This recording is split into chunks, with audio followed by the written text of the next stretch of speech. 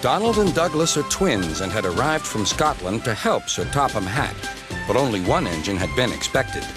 The twins meant well, but did cause confusion. Sir Topham Hatt had given them numbers, Donald 9 and Douglas 10, but he was still planning to send one engine home.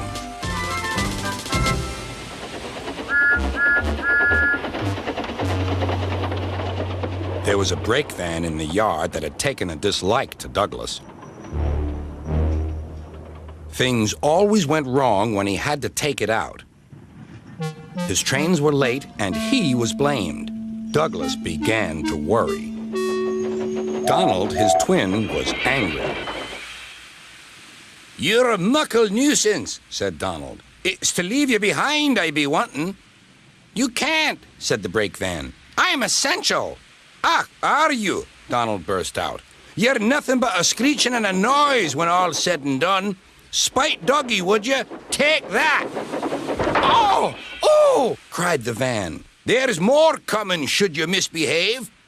The van behaved better after that. Until one day, Donald had an accident. The rails were slippery. He couldn't stop in time.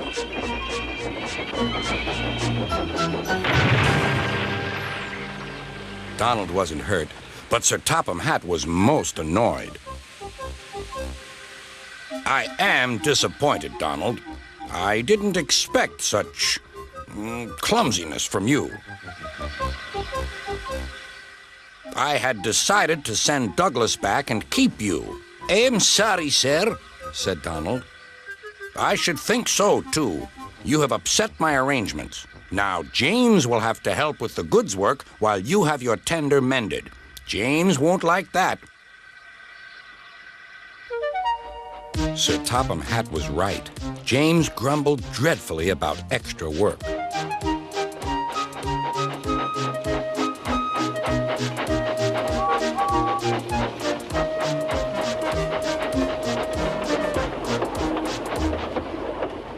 "Anyone would think," said Douglas, "that Donald had had his accident on purpose.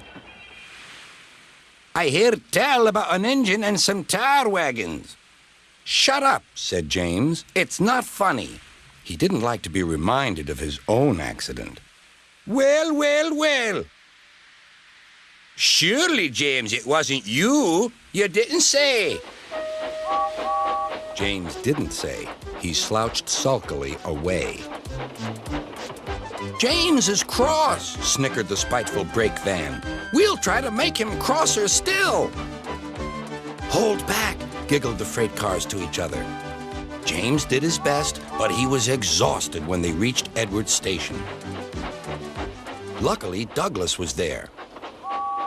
"Help me up the hill, please," panted James.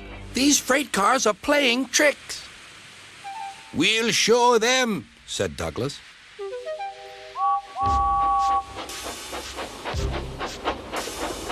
Slowly but surely, the snorting engines forced the freight cars up the hill.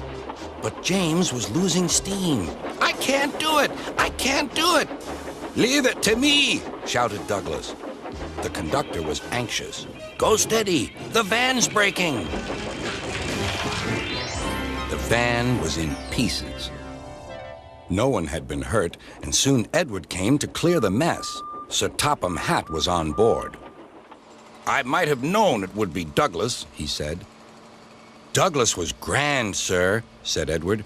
"James had no steam left, but Douglas worked hard enough for 3. I heard him from my yard." "2 would have been enough," said Sir Topham Hatt.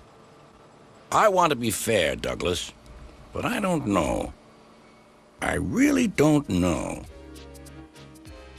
Sir Topham Hatt was making up his mind about which engine to send away, but that's another story.